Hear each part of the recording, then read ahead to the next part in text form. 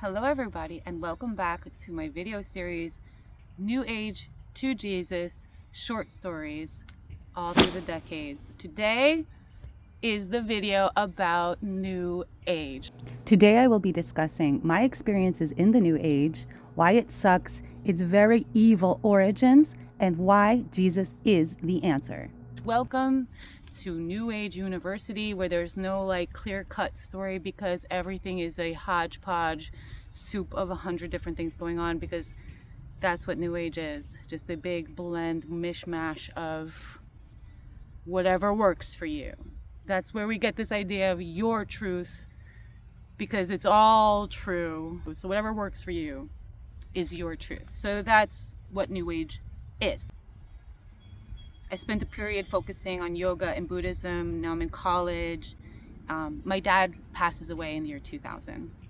And my mom is working like 24 hours a day. So now I'm in community college. I spend a lot of time in the art department, and going to get my associate's degree to join the Peace Corps. And like half the people I'm hanging out with are also like New Agers. And to me, through those years, the goal, like the end goal for all of this, was hedonism, sensuality, just the hedonistic, sensual lifestyle. You know, I wanted like community and sharing and collaboration, but the heart of it was hedonism. And I don't mean like overtly sexual, but I mean just like all the bohemian life and the art and the art house, gypsy, Chelsea. So what this has to do with like living without attachments, I have no idea, because this is all attachments to an idea, to an image. So I developed this belief that art and video and like art should cause a nervous breakdown. Like, that's where I'm coming from. You need to invoke nervous breakdowns in people, because they need to be leveled and start all over again, like I did. People could heal. It would clear the garbage out, and they would find their truth. So edgy. At this time, I became an anti-globalist. I always believed the government was evil. That's why I wanted to live with the Indians partially, right? There were the anti-globalist riots in Seattle, and that was my thing now. Like, I did not want McWorld. Like, you know, you can't take over, America can't take over the world and make McWorld. Make it all America. No, it's all, the cultures are very precious. So I'm anti-globalist. So because now I'm anti-globalist, I'm not going to join the Peace Corps, because clearly the Peace Corps has to do with globalism. Like, we're bringing our stuff over there. I can't join the Peace Corps now.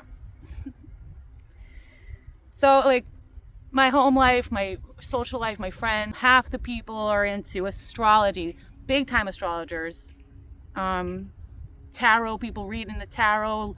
My spirit mom giving me tarot. Her name was Lois. Okay, I think it's okay to say her name was Lois.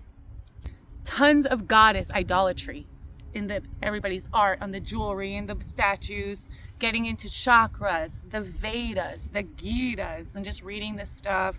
I did a quick dive into Hinduism, like I mentioned, just reading some of these books, and every time I did, I'd end up feeling terrified. Like, I'd end up feeling like I'm in hell, like it was just a bad thing, and I'd be like, stay away from it, you know.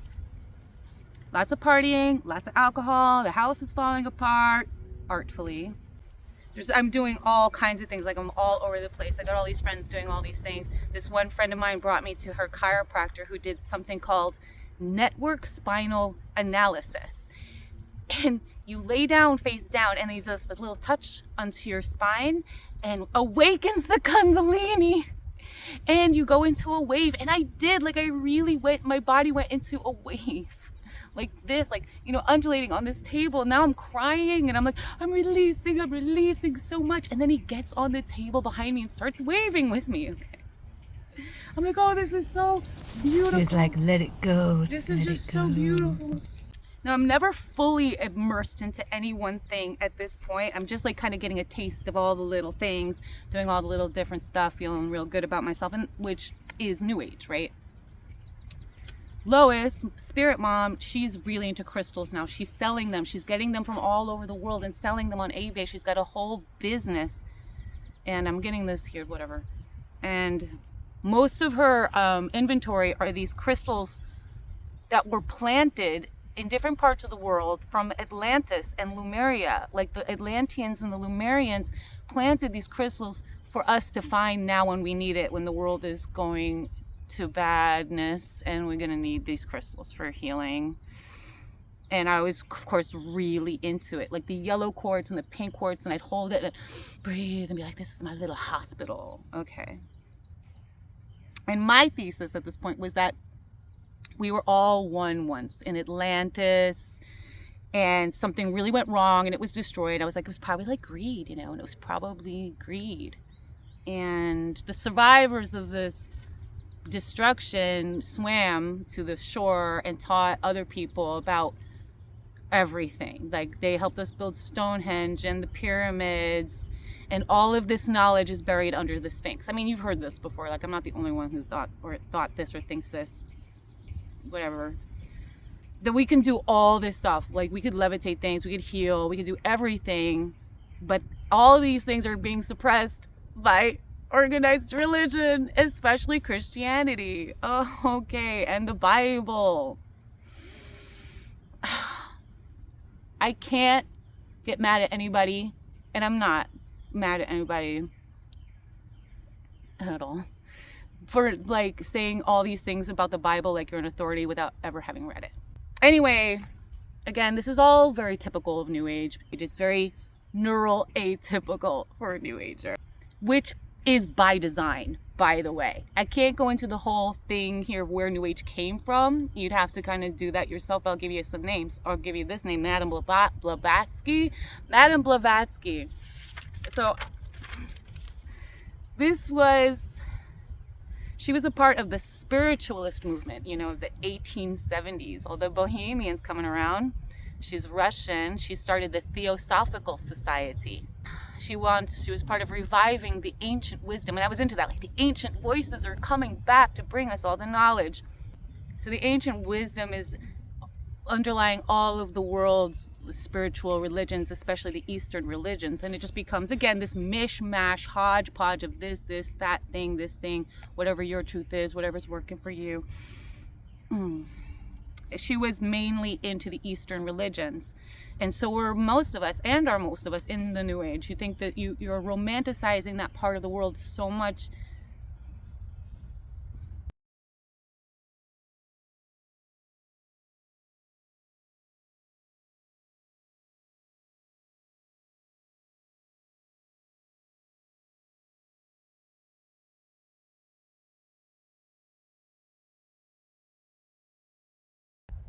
She also brought her European mysticism ideas there. They didn't like it, but it was, again, creating this like one world mishmash. So the New Age is a ball of confusion. That's what it means to be a New Ager. So I learned all of this about Madame Blavatsky and the kind of origins of Wicca and New Age about 6 or 7 years ago, when I finally was like, what is Wicca? Where did it come from? And what is New Age? Where did it come from? It came from charlatans. She was accused, Madame Blavatsky was accused in Tibet or somewhere of like faking paranormal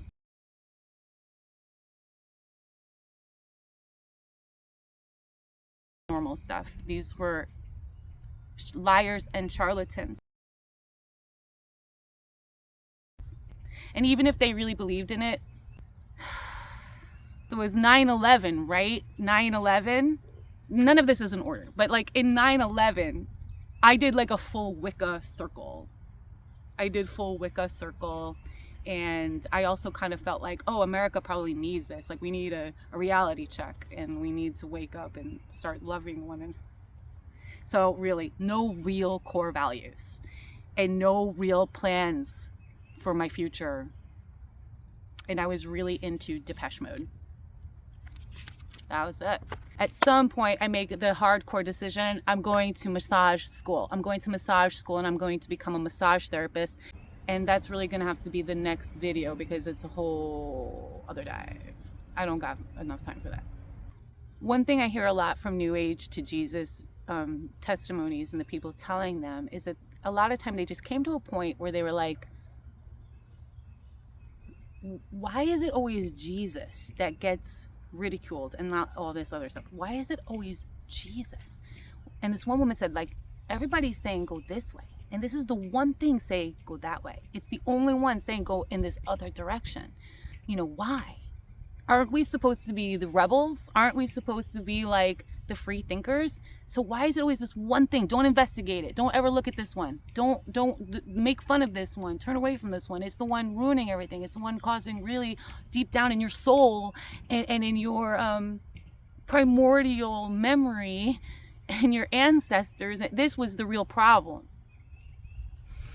I'm going to cut it off now, and I'm going to just show you a couple of things.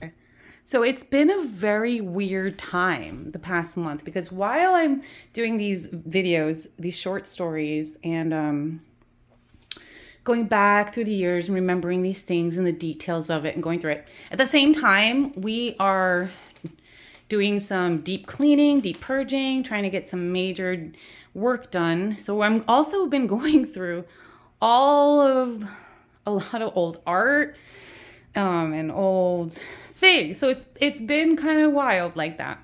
It's just what's happening. So this is a self-portrait that I did in college. And like, I don't know, it's okay, right?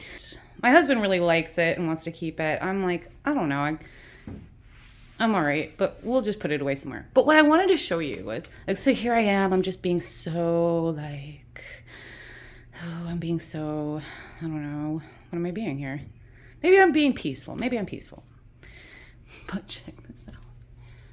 I never noticed this before. It's the Kundalini.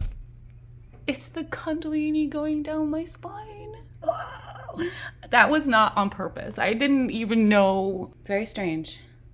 I definitely believe that there are, I don't want to say psychic, but I don't really know what it is. But there's definitely, I don't know how to put it. Expressions. Okay, I'll put it this way. I can't explain what it really all means or is, but I do believe that there are like expressions that happen in our activities and that can show themselves.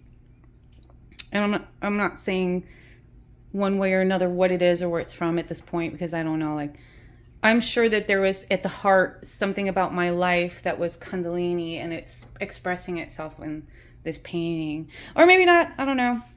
I just thought that was so interesting. I just brought it up last week, and there it is, going right up the spine, up to your crown, so you can be enlightened. Jesus is the truth.